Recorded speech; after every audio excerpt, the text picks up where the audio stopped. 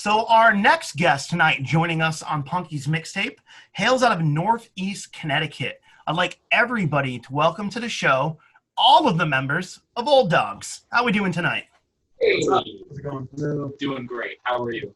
I'm doing good, keeping it spooky, as we do here, as we do. For my mixtapers that haven't heard of you before, go down the line, introduce yourself, tell us what you do in the band, and if anybody wants to tell us a little bit what Olde Dogs is and your style of music, feel free to do that as well. Cool. I guess we'll just go down the line. My name's Rob Morales. I play bass and do a little bit of singing and some songwriting, a little bit, but we all kind of do.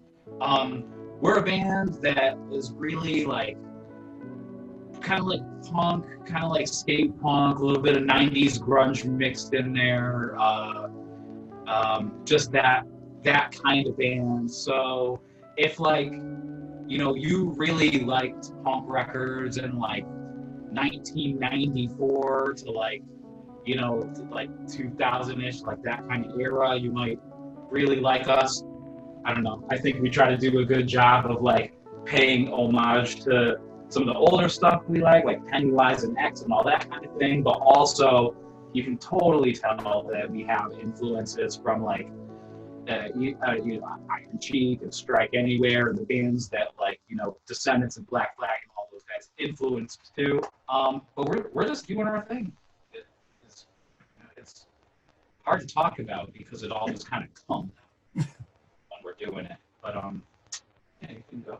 Yeah. That out. Very nicely stated. My name is Mike D'Amore, or in Italian it's pronounced D'Amore. I sing, that's right. In this band I sing, play guitar, write some songs. Aside from this band, I also dabble in drums, clarinet, saxophone. Little backstory about Olde Dogs. I think the history of Olde Dogs really starts when this guy, Rob, and I started playing music together almost 25 years ago now. I think it was either 96 or 97 that we played in our first band together, and we've been in several bands on and off since then, but this is, I would say, this is our best band that we've ever been. Just the chemistry we have, these guys, the new dogs over here, and just the way we're writing songs now, I think we have a little bit more maturity than we did back in the day. I think one thing I always think back, I forget if it was in that Ken Burton's jazz documentary, but I think Charles Mingus said something that really, really stuck with me when he said, when you're writing a song, you're playing music, you don't want to just say, hey, I'm Charles, I'm Mike, how's it going, blah, blah, blah. You want to start with, hello, how you doing? Nice to see you. It's a good day. You want to get into the conversation. So I think when I was young, maybe I started writing something like blah, blah, blah, but now I have that, I more say hello, and there's a certain laid backness to it. You can cut things to make songs better instead of just adding things to make songs better. There's different ways of looking at music now than what I used to. But Rob and I have been in bands for years, and we're three pump chumps now. Yeah. So that's a little backstory of how we've evolved through the years. I'm Dan. I'm the newest member. I play guitar, and I'm going to be singing some backing vocals and stuff. I've been in bands with Seth for a long time, and I was a big fan of Olde Dogs, and they were an awesome three-piece, but I always thought, I could add so much in this band, and it would be really cool, so I finally talked my way into it, and they asked me to join. And it's been a month or two? This sounds so much better, dude. I don't know, man. I'm really into three pieces. I'm just into bands that are good. But something about this kind of music, it's like when there's the two guitars, it just opens you up for so much more. So it's just like a reawakening with Danny and the band, the melodic level just totally shoots up. And then Seth, it's his turn next. He's he won't tell you, but he's kind of like a classical composer, So to have the two guitars at his disposal is just okay. Hey, I'm Seth. I play drums. I have like one backing part, I think, in the entire 20 some odd songs. Vocals. And I fuck it up every single time. I will be playing my part, the mic's over there, and I'm trying to get it in front of me while I'm playing the drums. I always elbow it, and that's pretty much Nudge it my over. only vocal contribution. Sometimes I get it, sometimes I don't. There's not even any melody in that part either. It's just me yelling into it. I've been in bands with Rob and Dan before Olde Dogs. Never played with Dookie before.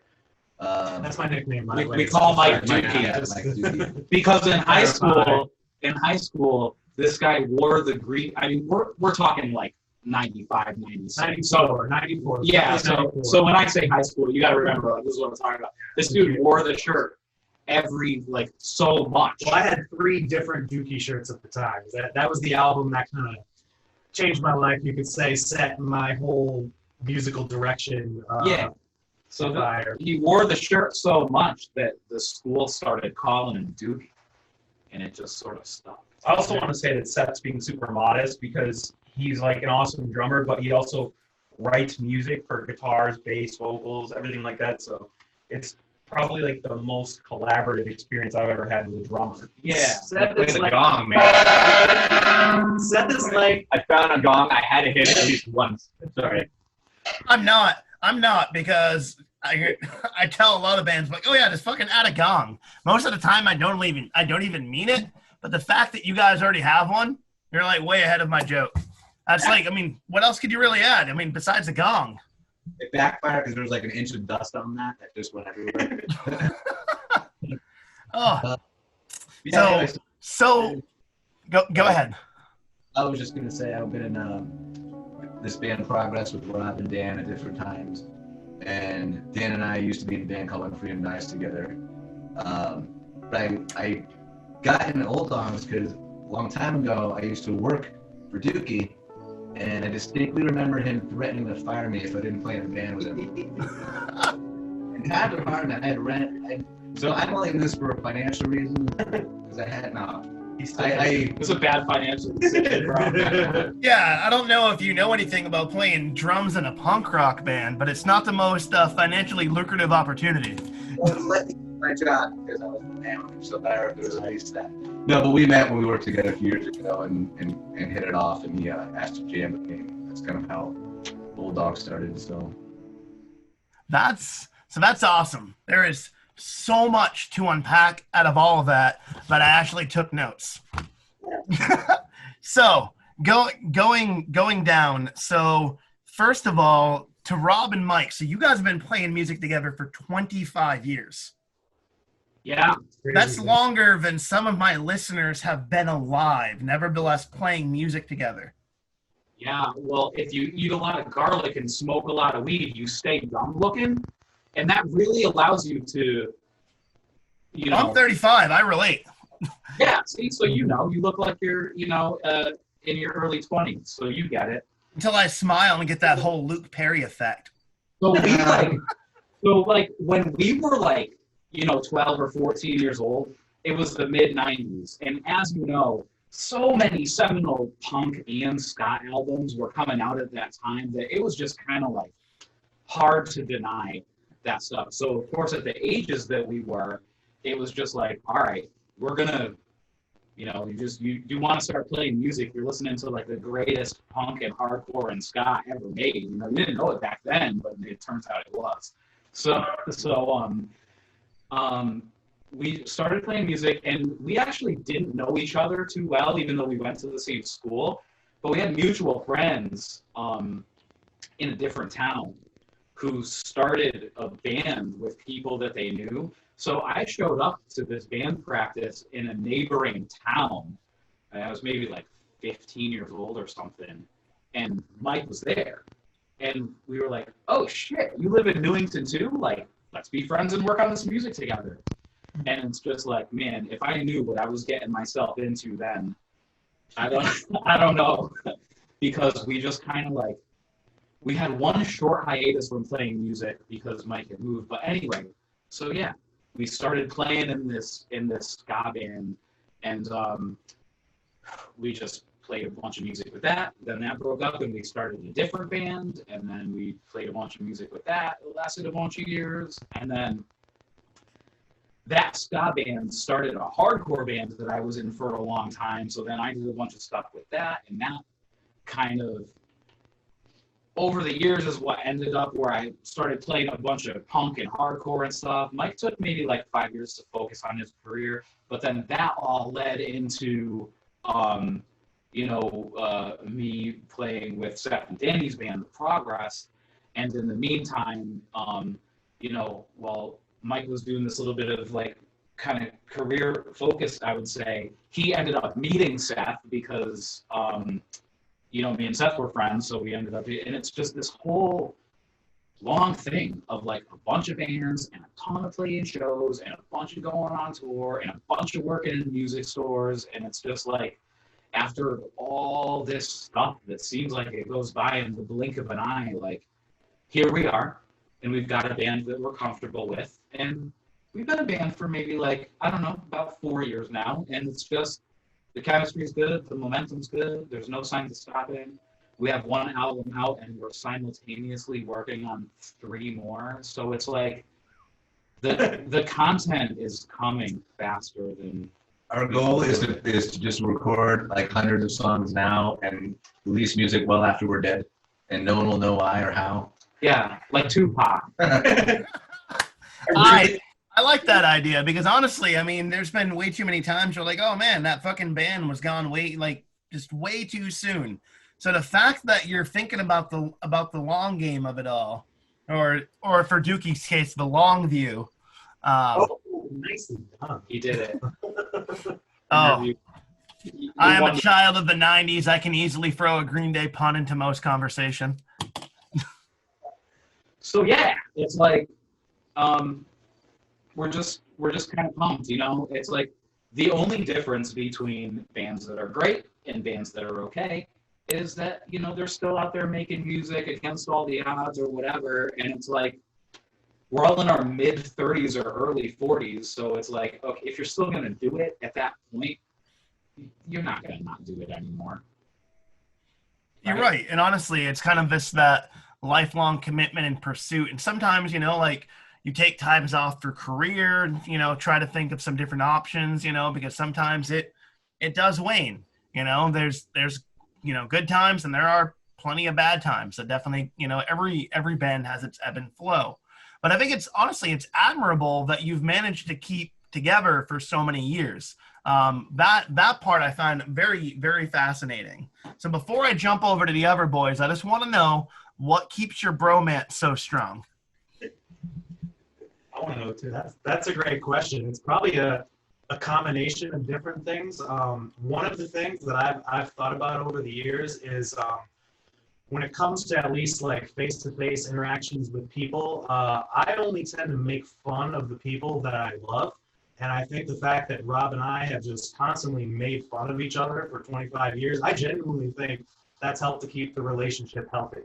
Because you can laugh about your flaws, but in the same time, you can call out your flaws. You're having a good time with each other. You don't have to be so serious all the time, So we try to keep that kind of attitude. We can make each other laugh. I can't believe that we still somehow find a way to make each other laugh. You'd think we'd have exhausted everything at this time, but I think that's one thing that keeps us going. That's honestly great advice, especially to if you're in a band and you're like in the first 1 to 5 years. That's I've been playing music with some people, God, for over 10 years now, so not quite 25. But you're absolutely right. You don't have to take everything so seriously. You can learn to take, some things in the world with a grain of salt. Don't take it so personally. And then honestly, it's good to wear your flaws on your sleeve. Don't try to hide. They are what they are. And honestly, to have your best friend and your brother just razz you a little bit, it also keeps you on your toes. It keeps you on your A game. Obviously, writing 3 albums that fucking once will definitely keep you on your A game. So whatever you're doing, keep that shit up. Yeah, a lot of it too. I think that the secret for me is that it's not music based. Like, Mike just is my best friend. like in my normal life and in my regular life. And it's really got nothing to do with the music. There's been times in my personal life, many times actually, because I am a slow learner, where like it seems like just nobody was there for me. Nobody would have my back because in their mind I made some kind of mistake or this or that. And it's like everyone turns your back on you at these times, but like your best friend is still there, you know? And like for me, not to get too serious or sentimental, like that's Mike, you know? The fact that when we do hang out, like it's just like we hang out all the time, right? So the fact that when we do hang out, we end up like jamming a little or writing some music or whatever, it's like that all just culminates into this massive snowball thing that we can't stop, just like because we're friends. And it's the same thing, you know, it's been the same thing with Seth too, like our band Progress. You know, I've been playing music with Seth now for maybe what, like 8 years or something, and it's like a lot of it is just kicking it, you know? Yeah, you go to band practice and you do your thing and whatever, but a lot of times, like, you know, we're just like hanging out at your crib, like just drinking a couple of beers or whatever, and the music comes out, and it's like that. Yeah, we drink a couple beers. A couple. But Yeah. you know, that is, I think, where we're strong, because the music isn't why we're all doing this together, you know? It's more of a byproduct of your friendship. Yeah, it's a byproduct of just kicking. So it's like, I guess we're this band. And if I could piggyback on that thought real quick, I think another thing that Rob and I have learned over the years of being in bands with people, which makes us appreciate this band so much, is that the interpersonal communication and connection and chemistry you have with other people is just as important, if not more important, than the actual musical connection you have with people. I think the musical connection is something that can be learned. So if you're a young person looking to start a band right now, my advice to you would be prioritize that personal relationship first, because if your best friend is a shitty guitar player, they can learn to be good, but if a nasty guitar player is a shitty person, they're probably going to remain a shitty person. Yeah, that's an awesome point. If that helps one person, then this interview was worth it. That's golden advice. And you're right. That's because you're nasty on guitar doesn't necessarily make that you're a good person. But that's the thing, is where you can grow, you can develop a musical skill. So having, you know, I always say, like with my band brothers, you know, there's almost like an unspoken, like a telepathic bond, you know, when you're sitting there just shooting the shit, having a couple of beers, that you're sitting there and you're like, you know what? I have this idea for a song, and then you just start working and you start riffing, and the next thing you know, you've got something really wonderful and special together. And I don't think it would be the same if that bond didn't exist. Yeah, totally. And the bond is what it is. Like, even if they're not a shitty person per se, if you're not vibing, you don't have to deal with that. Yeah, That's right. There's lots of other people out there that you do vibe with, and that's what you gotta do. But yeah, so we just chill, try to play music, whatever, trying to record a bunch of it, man. You know, it's like nobody's getting any younger, so it's like, all right, if the scene isn't at a time where it's completely popping off, where there's like millions of shows like there used to be and this and that, and you know, it's like, let's just, you know, I got some kids, you know, these things go, your life goes, so it's like, let's just record as much music as humanly possible, and then once the content is out there, the rest will come, you know? So it's like, you just do your thing naturally, you know? And we all do our thing. Like Danny's got a podcast, you know, Seth likes to write, you know, you got your stuff going on, and it's, you know how it is, man, especially for, you know, people like us who are into these types of things. It's just like, you do what you do and keep true to yourself, and whether it's a band or a book you're writing or a podcast you have or anything, it's like, if you keep true to yourself, all these different things that you do because you enjoy them are going to end up connecting, and then it's like, boom, you know, here's who we are, take it or leave it, and it's just going to be out there anyway. So that should be like, that should honestly be written behind me. But it's exactly, I had all these different worlds, all these different things that I love to do, you know, from playing in metal and punk and hardcore bands to making electronic music to doing video to interviews. And I'm like, you know, there's a crazy fucking way that I can combine all my universes and still do what I do and love what I do and just make it work. And you're right. Because if you just keep doing what you're doing, that special thing that you loved so much, and if you want to put it into the world, then you're going to find that it's eventually going to have a snowball effect. Yeah, and that's why you have watchers. It's not because, it's not, I mean, you're good at what you do, but it's not because you're some amazing genius who like found the secret thing or whatever. It's because you're keeping true to yourself, and that's what you're putting out there. And since it's authentic, that's what people respond to. And not only that's what they respond to, but the people who don't like it aren't drawn to it. You wouldn't like them as followers anyway. But the people who do like it, you're drawn together, you're meant to work together because the thing you're putting out there is honest. And, to be in unsuccessful bands for almost 30 years, you really realize that that's the most important thing. So. Yeah, and no, and you're right, because at the end of the day, if you can take a look at what you did and be like, was this a complete earnest and honest attempt at what I did? Yeah, then you know what? Then for me, that was successful. Because you can't always look at like pack shows or things like that, because you can't just base personal value on a quantitative, amount. Something that you can, of course, if you want to look on it from a financial standpoint, but that's not the way that, the world works, and for me to feel complete at the end of the day, it's just a matter of knowing that I gave a full earnest attempt and it was honest. And if I made even the smallest connection with another living entity, then so be it. Then my day's that much better. Dude, that's what I'm saying. Like, to play for 50 people that are way into it is way better than playing for 200 people that are just standing like this with an open circle in the middle of the thing. It's just way more enjoyable. Put your phone down and pretend like you want to be here, or get the fuck out. Although granted, I'm always filming, but that's because I'm always like trying to share it and get things out. So I'm like the exception. If you see my phone in my hand, don't knock it out, because I'm probably filming something important. But everybody else, put your fucking phone down. So look at your phone all you want, but I don't know, man. I don't go to shows of bands that I fucking hate, and my life rules. Maybe you should try the same thing. Yeah, I don't.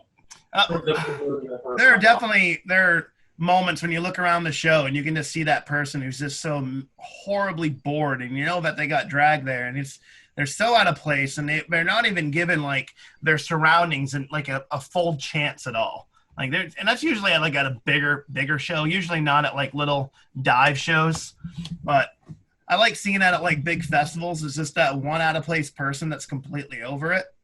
That cracks me up. But anyways, I can sit there and talk about show oddities all day.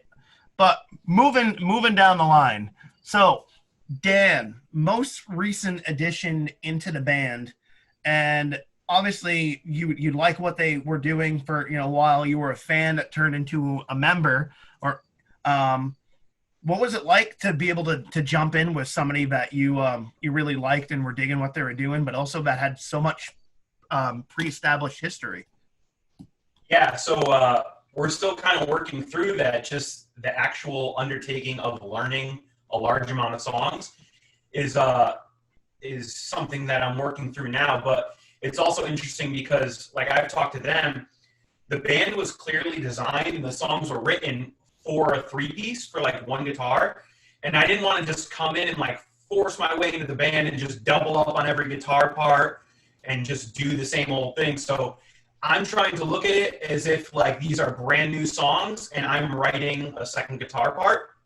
So logistically, that's been really fun and also a big undertaking. Ironically, I joined during COVID. So as much as that sucks, because I would love to be out there playing shows and stuff, it has given a little bit of extra time for us to work behind the scenes and like ease me into the band. instead of like, I've been in this position before where I joined an established band and they're like, you need to learn these 15 songs because we're playing them Friday night, and that sucks. So it's been really fun to sort of like get to brainstorm and like hash out ideas and come to these guys like with a part in mind. What do you think? Oh, could you tweak this? Could we work on that? So that's sort of like where we're at right now, I would say. And as far as like joining the band as someone who was a fan before, it was kind of like a fun thing because like what Rob and Mike were talking about making music because you're compelled to, not because you think that there's going to be some great success or awakening at the end. I was away from music for probably like 5 to 10 years because all those like high school and college age bands that I was in were all about like, we're going to the next step. We're going to get signed to a label. We're going to tour. We're going to do that. And when you didn't achieve those goals, you just felt so burnt out. So I like walked away from it. And the reason why I wanted to join Olde Dogs and get back into music in general is because I just realized that I was going to play music and play guitar anyways. And there's nothing like collaborating with other people. Like making something that's greater than the sum of all your parts is something that I really missed. So the fact that I was able to do it with a group of guys that I like was inspired by and that I felt I could really add something to was like a huge bonus. Thanks. Well, you and Seth have been boys. That's awesome, and I'm really like, because there's been a lot of times where I've been like the only guitarist in the band besides the bass player, and then we bring somebody else in, and a lot of the time they're like, well, what are you playing? And I'm like, well, here's what I'm playing, and then they just mimic exactly what I'm playing, and they're like, you know, I could just get a second cab and just double up on each side of the stage if I wanted that. So I really like that you're looking at it from a brand new opportunity. Like you said, like these are brand new songs and you're going in to write a second guitar part, not just paramine what was already pre-established. So that to me is very exciting because I've listened to the album a couple of times now. And it's absolutely caught my attention. And you can absolutely tell that there was prior experience beforehand. I absolutely just love the feel. I love the style. Like you said, it hits for me like all those amazing notes of the 90s that I love so much, but in the kind of a modernized package, which is amazing because let's face it, you know, there are so many amazing bands out there that have, you know, pre-established, like you said, like you mentioned H2O, you mentioned Pennywise, and you can absolutely see their effect on the band, but yet you're doing your own thing. You have these amazing layered vocals. Honestly, the guitar production, was unbelievable, and it's just a really fun album. It's the type of thing that I would want to see live. So I'm really excited to see what Dan brings into the mix because you've established yourself as a phenomenal fucking band with just a few years. Oh, thank you. Oh, shucks. I know. But I wouldn't have you on here if I thought you sucked. That's the thing, you know? I mean, I'm sure a lot of, you know, hosts, they interview bands that they don't actually want to talk to. That's the best part about running your own show is I reach out to people that I want to talk to all fucking day. And so that's the joy of what I get to do. Because I just get in small moments, I try not to overindulge, but I get to fanboy a little bit, you know?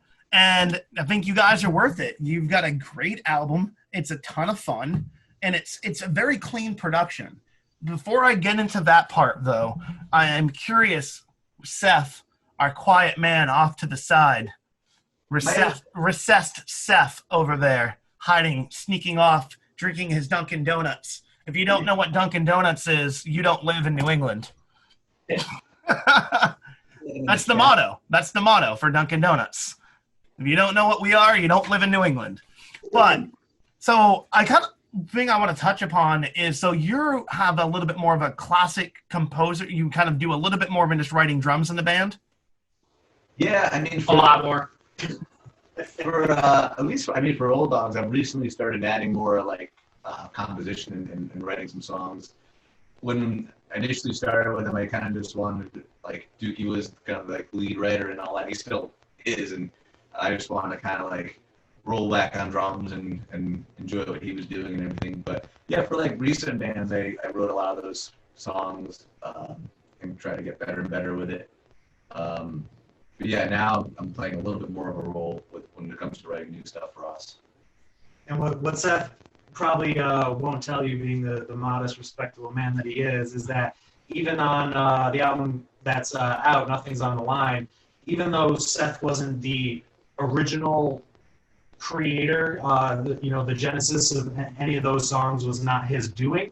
He had input into specific parts on that whole album. I think probably every song on that album, he had something, and it wasn't just like, oh, my drum part is like, no, let's extend this part, or why don't you try these notes, or he's an equal collaborator in all this, and that, again, I can't state it enough, just the relationship we have. We're able to make each other's songs better. There's no ego there where, if they think an idea I come up with is bad, I don't think, oh man, they hate me or anything like that. It's just all to make the music better. So Seth encompasses that attitude extremely well. There's like no ego. I can't believe it. I can't believe it. Like the four of us, we could talk about any idea, anything. And like when it comes to our music, there's just no ego at all from anyone. It's the craziest shit I ever experienced.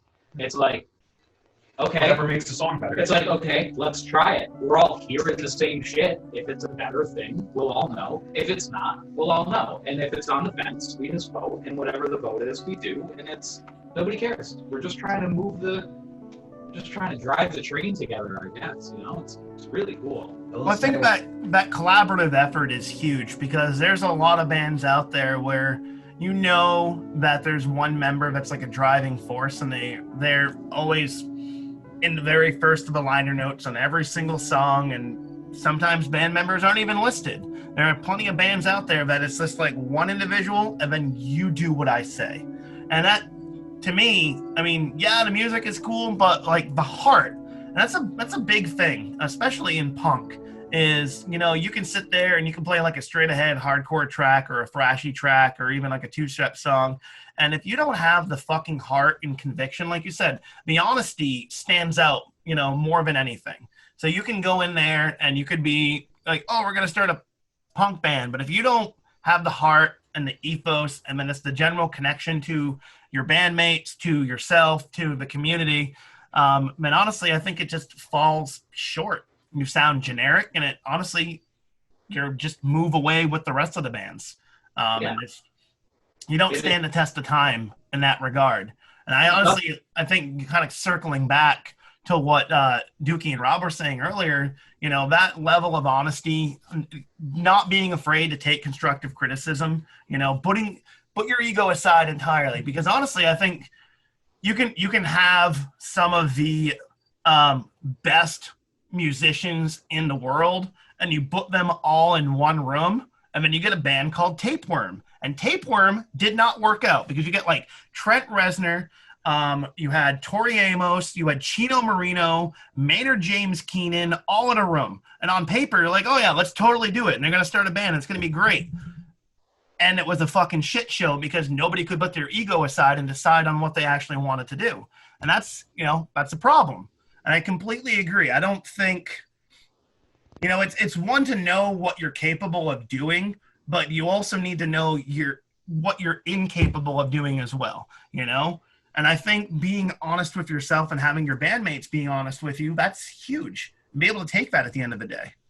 I think like getting that, like, just from having experience being in bands over the years, you start obviously learning what works and what doesn't work in the band dynamic. And I've experienced, at least like years ago, and I'm sure everyone else has, if you don't save something, like if you keep things boiling over, it is so much fucking worse than just being like, hey man, I'm not really know what you're doing with that. If you just keep like keeping things inside, that's the quickest way to ruin a band, by not being out and honest with each other. And it's really cool because we have that, between our band dynamic, just outright, if something's not right, you just say it, and no one's feelings are hurt. No one's going to take it personally. We're all good friends. So, and I think that's really the lifeblood of bands, just honesty. Yeah, totally. And nobody's favorite band only came out with one album and then broke up. There's lots of good albums that are like that, but it's nobody's favorite album. I'll tell you that. You're absolutely right. But like being in a band, it's either two ways. It's entirely a business, or it's a collaboration of brothers and sisters or individuals, and it's a family. So it's either a business or it's a family. You know, it's good to be able to make good business decisions for your family, but if you're in a business band, family, none of that shit matters. You know, you're in it for, you know, the fashion, not the passion of it, you know?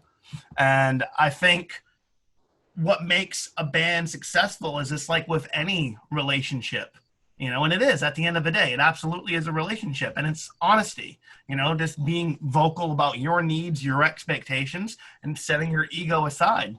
And that's something that you don't really hear a ton of. But that band dynamic is exactly what's kept me going all these years of playing music. That is a feeling when you're looking around the stage and you're surrounded by your brothers and sisters and you're doing what you love. There's no other feeling greater than that, you know, or at least none that I've experienced thus far. It just keeps you coming back.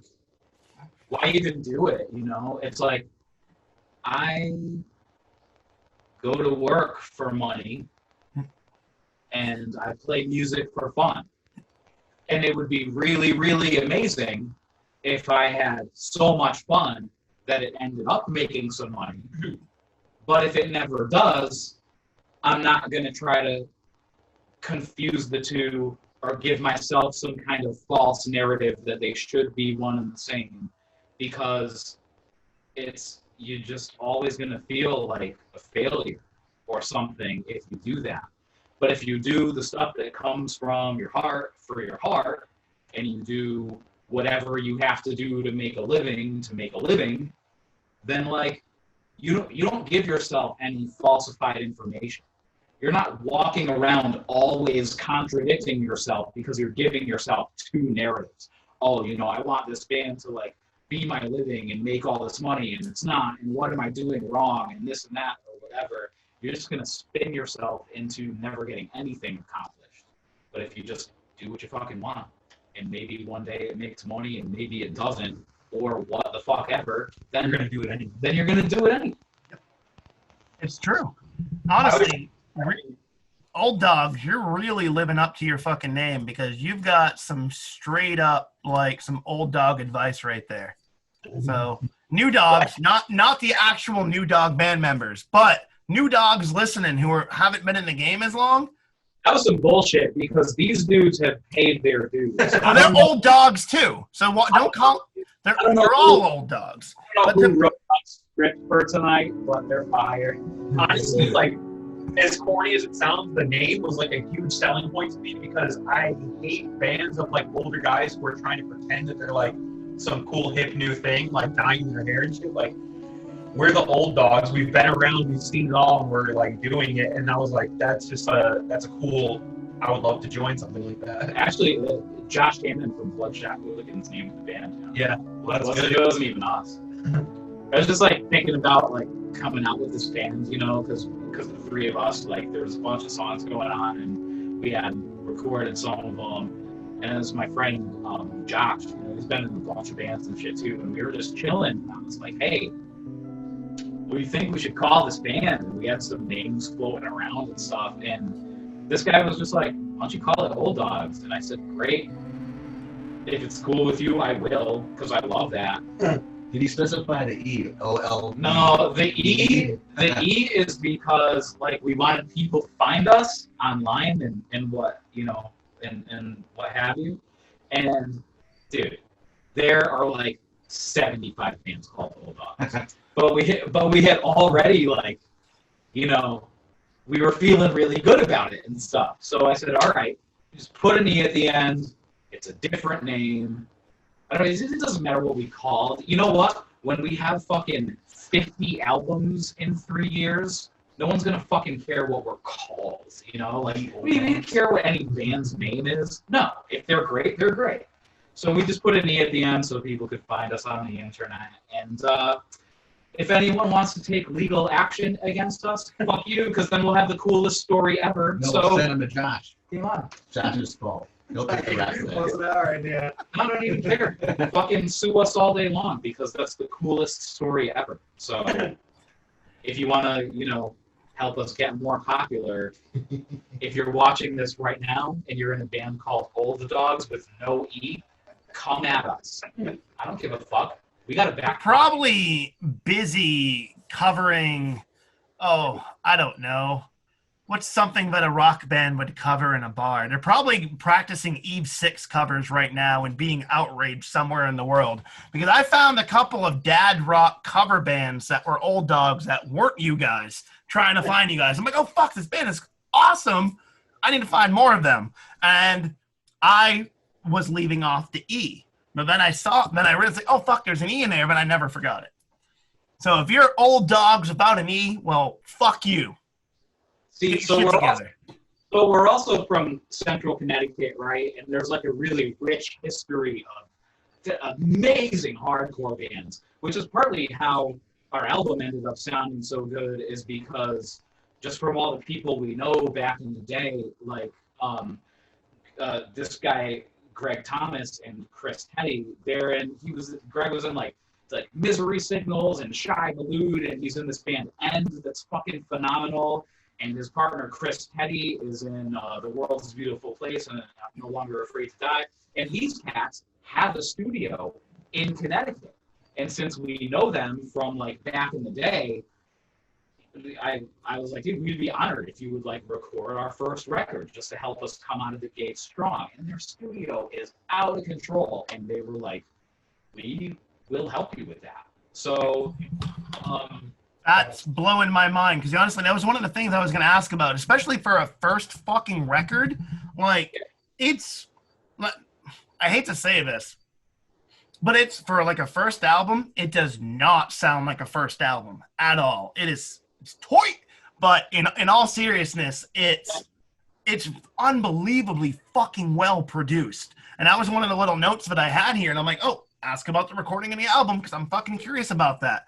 Well, those guys at Silver Bullet Studios, their studio's out of control. They're great guys. They're both in gigantic bands that are awesome. Love both of those bands, dude. Oh.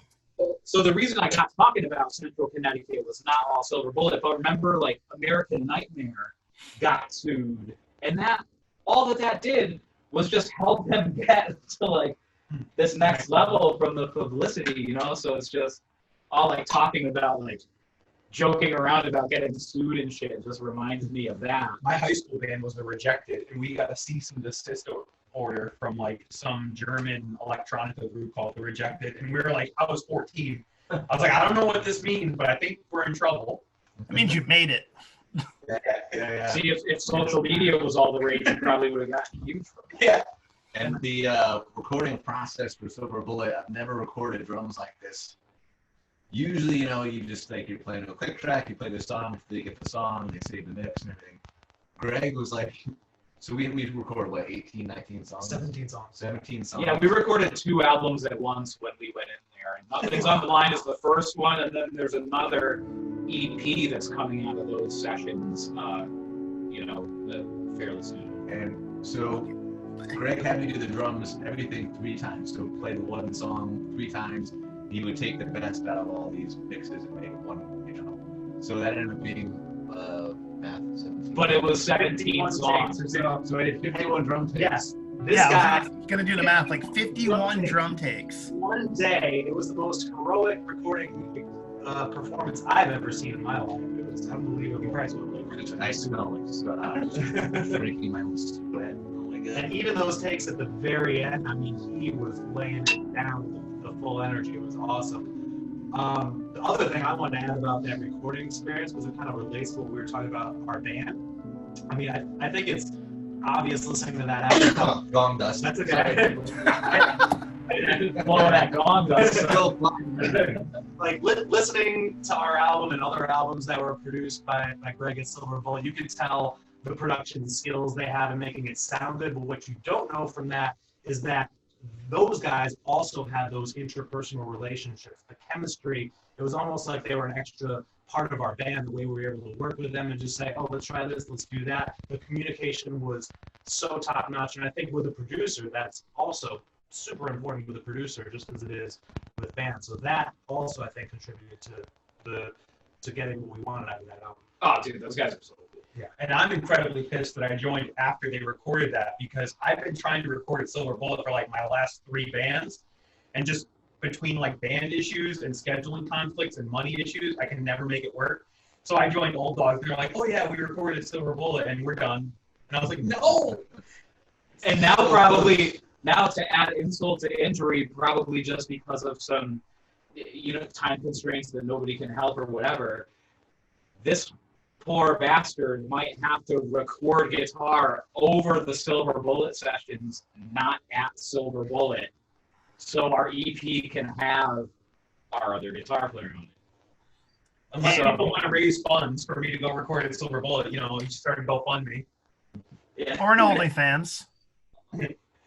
So yeah, man, and it's like, dude, we loved it there. We do love it there so much, and it's so great. And there's other producers too that we know that are just like awesome, and we're like whores. Like, we want to try them all, but we're also just coming out with so much music so fast that it's like we're kind of just being forced to like learn how to do a lot of it ourselves and stuff. So it's like we don't know what the future holds, except for that we have like a real fucking lot of songs and it's not stopping. So the Olde Dogs have been hanging out for a while now. You've been doing your thing, and I'm always kind of curious because every band's got one, or at least maybe not in this one, but there's always, especially if you play some of the types of shows that you would with punk, metal, and hardcore, there's a lot of DIY, a lot of dive venues, a lot of house shows. What's some of the more unique situations you found yourself in that you can talk about on the show? Any unique tour or show stories that really stand out over the years? Yeah. Yeah. I was on tour with a band called Signs of Hope in 2009.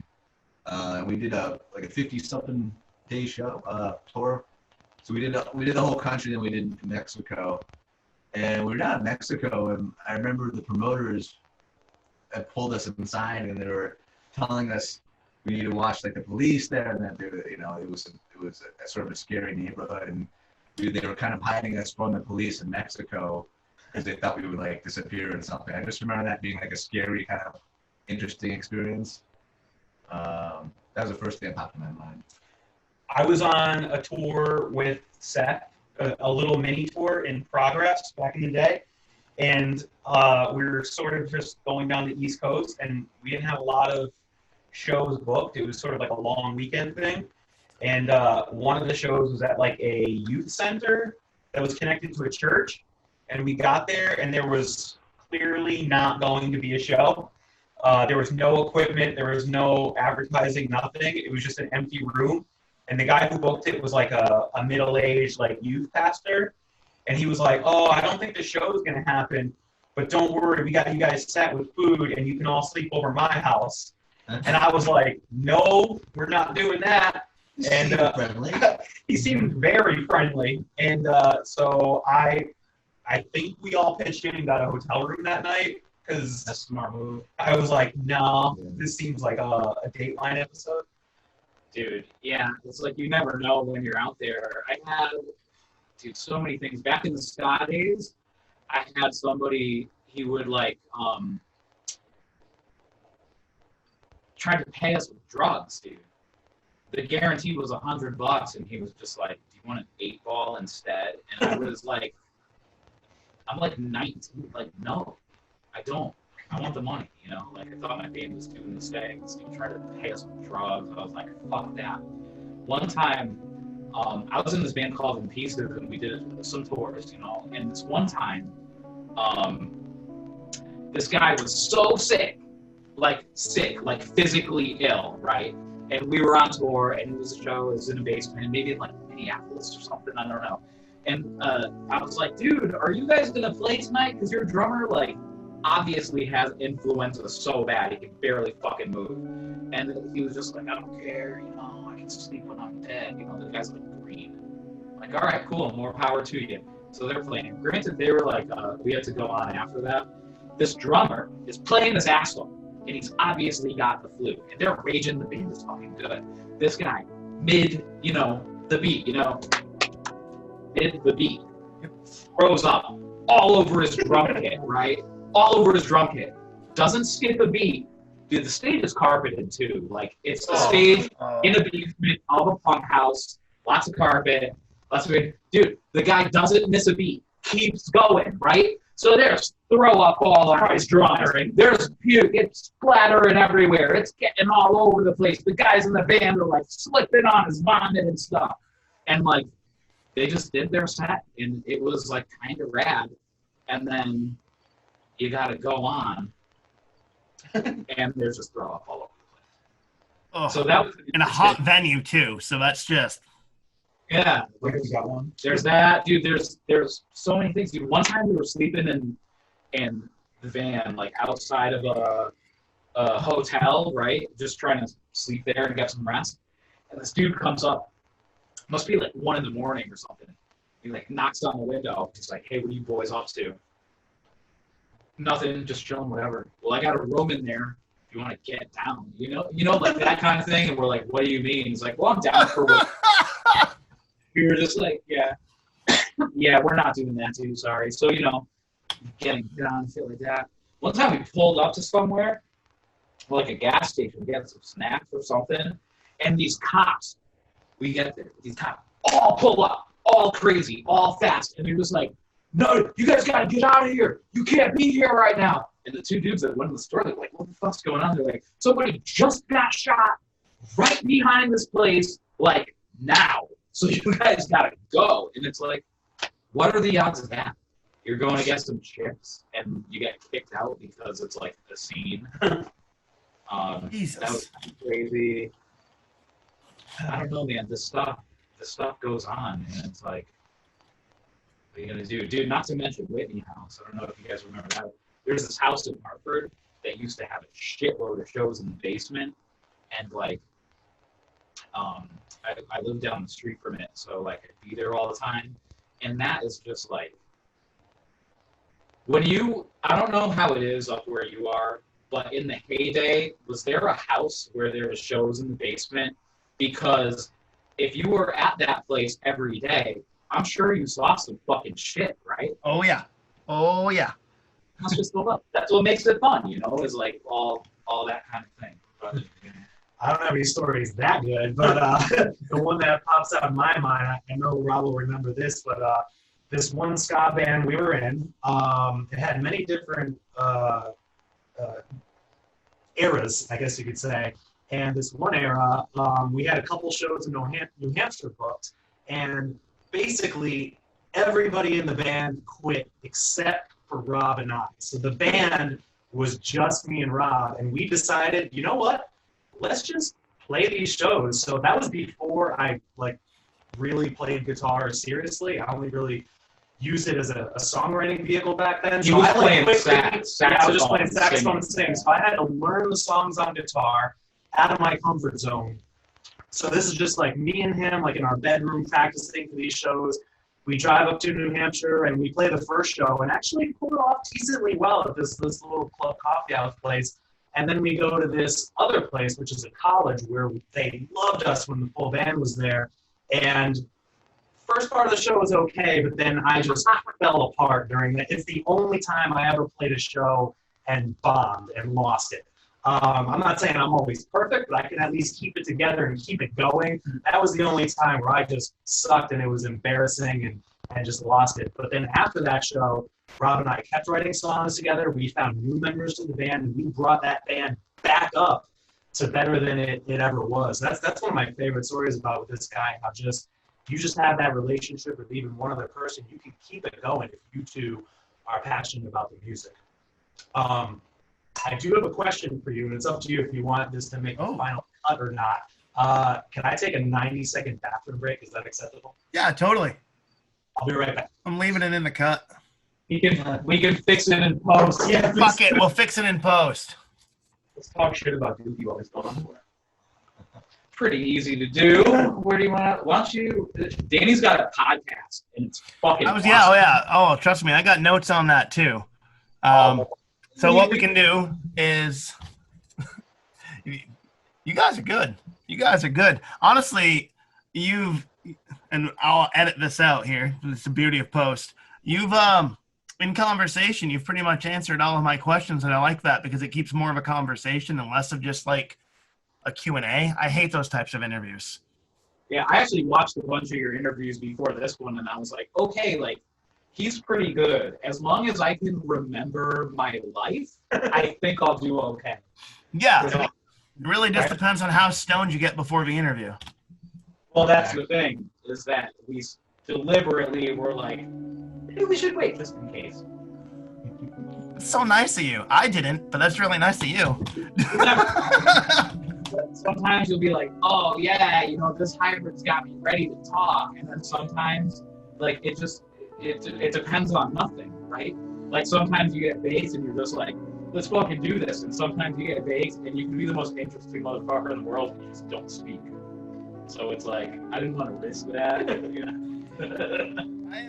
I have seen that with some bandmates in full interviews where you can definitely tell because they get like me and they get all button-eyed and then just sitting there and just smiling and nodding and they just like say nothing for like a 45-minute interview besides their name and what they play. And then I was like, that's too stoned. Too far. Overshot it. You get stoned any time, but it's like people don't really want to talk to us about our band a lot, but we can get stoned whenever we want. So it's like, you know. Why not both? I don't know. Yeah. What's the laws in Connecticut on it? Do they have dispensaries and stuff? Yeah, you can get medical here. Yep. And then there's dispensary. We have medical and recreational. Finally, even though it was voted in like 6 years ago, recreational goes legit in October. Yeah, recreational, I don't think it's going to go legit here unless, you know, November goes the way that we all obviously want. But, you know, but yeah, so it's just medical here right now. It's decriminalized though, right? It is decriminalized. Which is good because Connecticut was really fucking hard on it for a long time. Yeah, they were, but at the same time, it's just like anywhere else. You know, if you grow up in a town like where I grew up, I lived right in the middle of town, and I knew that I could walk around my neighborhood smoking blunts because all the cops went from my neighborhood outwards because I lived right near the police station in a place that, you know, had a good amount of stuff for the cops to do. So I knew that they would always just leave from where I was to go do stuff. So it's like, ironically, the best place to smoke a joint in Newington, Connecticut is right around the police station. You heard it Oh, here first. it's like that's that Hunter S. Thompson mentality. If you're going to do anything, do it like a professional. If you walk around acting like a sketchball, then people are going to treat you like you're sketchy. But if you walk down the street and confidently smoke a joint, people aren't going to fucking stop you at all. You must really like shittily rolled cigars, is what they'll think. So I'll do a little cue back in. Before I do a little wrap up, I absolutely was going to ask Dan about his podcast. And then we'll wrap up the main and then do in the Halloween. Sounds great. Perfect. Oh, No, but you got this, though. Sounds I great. think you got Okay. this. all right. So you guys are obviously staying very, very busy. But you also mentioned earlier that you've got kind of your own individual projects going on with different things. And one thing that caught my eye was, Dan, you have a podcast? Yeah, I have a podcast that's been running for about 1.5 years with a couple friends. It's called Talk Me Into, and much like yourself, trying to find a way to combine my interests. And basically the concept is everyone who has a group of friends has that moment where you're trying to convince them to like what you like, dude, why aren't you watching this show or reading this book? Like, it's sick. You need to get into this. So that's what the podcast is. We take turns talking each other into things that we like, and we just recently did an episode where we reached out to listeners and have them make suggestions. So it's been a lot of fun. You can find it on Twitter under the username TalkMeInto and TalkMeInto.com. What's really cool about it is now they have so much content, you could always find some topic like that you either know about, that you like or are interested in, and just by listening to that episode, you learn more about that topic, and like it just kind of opens the listener up to a lot of new different things. Shit, dude, that's awesome. So what are some of the things that you've talked about on there? I actually recommend the Andy Kaufman episode. That was a lot of He fun. fascinates me in general, and they had a great. Yes. Yeah, it's worthwhile. That was a fun one. We tried to like really run the gamut. So we've done everything from like I tried to talk the two other guys into being fans of the Boston Celtics. That was a fun one.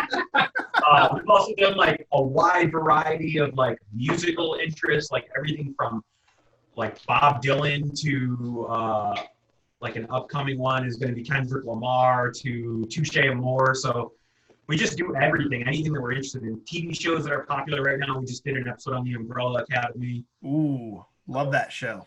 We love comics, by the way. Yeah. So we could maybe do another interview all about comics. It's That's been fun. That's really cool. I really like the concept on it because then it's open forum for every episode. You got like some loose barriers, but really the sky's the limit with that. That's great. And so we can find that, you said, on, where can we find that online? The website is talkmeinto.com, and we're pretty active on Twitter. The username is @talkmeinto. It's going to go across the screen all beautifully. That's really cool. And that's a great way because there's so many, especially get later in life, there's something that you think you might honestly want to get into, but you don't know where to start. So having a jumping point is a phenomenal thing.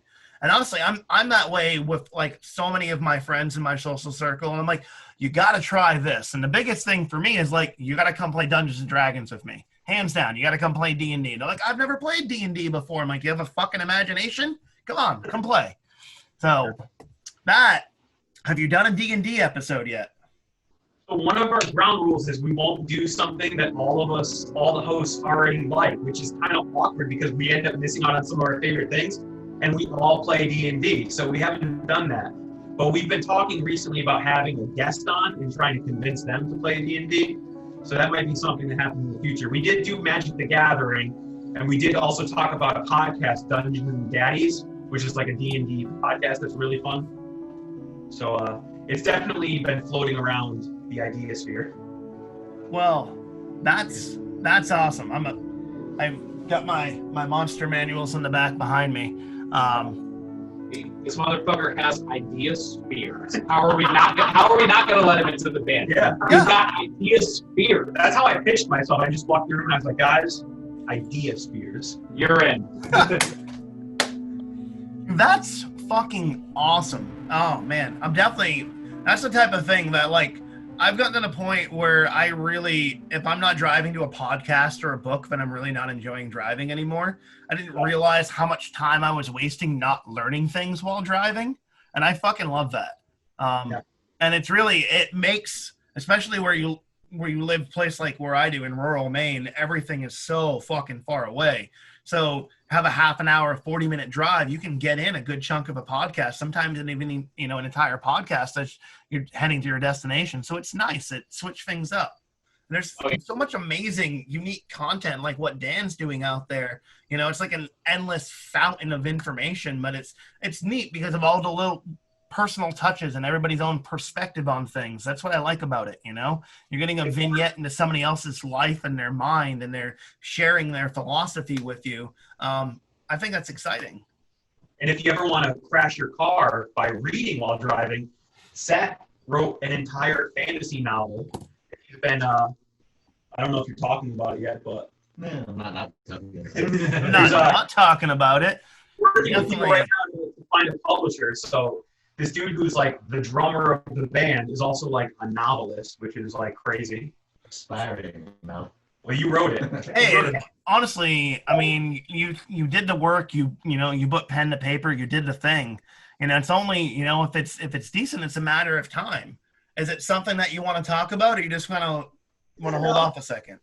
It was, it's one of those things that, like, a lot of people have something they always wanted to do, and it kind of came at a really cool point in my life where, some things weren't going so well, and I just needed some sort of creative outlet to sink my teeth into. And I remember vividly, I was flying back from Florida, and I just remember thinking, like, why I always want to do this, why not do it? Like, just do it. So it's the plot's kind of complicated, but it's high fantasy. It's about like 116,000 words. How many pages is that? I think 344 or something like that. But it's I don't know. It started like 4 years ago. I've just been revising it and working with different agents and trying to kind of get something going. And so, it's still in the whole in the process of being finished. But I have my fingers crossed, and it's something I really love doing. Just keep your Twitter out. What an ambitious fucking band, dude. That's awesome. Like, seriously, like, fucking hats off to you four. You've done... I'm always so blown away by everybody's story, but I get on the show because I never know what to anticipate. Like, I try to do, like, some research so I'm not going in blind, but at the same time, I also just like to be surprised. And that's really what the show really tries to embody, is that first conversation of getting to know somebody and just being so blown away by just the uniqueness of each individual from all around the world. I'm fucking nearly speechless, which is practically impossible for somebody like me. But we've done the most shit that nobody knows about yet ever. Well, this is a start. We've got 1 to 1 million listeners at any time. 1 to 1 million. 1 to 1 million. That's a guarantee. It is. And nobody can fuck with those statistics because they're true. Oh, yeah. I took a math class once or twice. I know that I'm absolutely not wrong. Is that statistic based off the mean or the median? Let's use it to our advantage. Damn. I've learned so much, Rob. I learned so much tonight. Things that sound profound but aren't for 200x. Actually, you'd be surprised how they play with your mind with those statistics. Bigly. Oh man, don't get me. And this is unfortunately the season of fucking with what you think of things. Yeah. We're just because it is October right now. It is October right now. It's spooky, and what you think isn't real because Halloween is right around. It's right around the corner. Just right around the corner, kids. We're so close. Fuck, man. You guys blown me away tonight. This is awesome. So Olde Dogs been staying busy, fucking adding brand new members, re-recording their EP, have another EP, adding new guitars to the EP that's unreleased, as well as writing what is feeling like 3 albums worth of material. Dan doing completely unique things with his Talk Me Into It podcast. Fucking Seth writing a fucking novel, an over 300-page fantasy novel. Dude, 16,000 words is unbelievably impressive. 116. Yeah. Thank you. Don't short change, man. No. What did I say? What did I say? 16,000? What was it? I think you said 16,000. 167. Oh, it's holy shit! Yeah, that would probably do it. It's been a long day. It's been a long day, and you know that feeling, Olde Dogs, when it's been a long day. That's life. That's life, my friend. That's life. So before we part ways, where can we find you online to check out? OldeDogsMusic.com.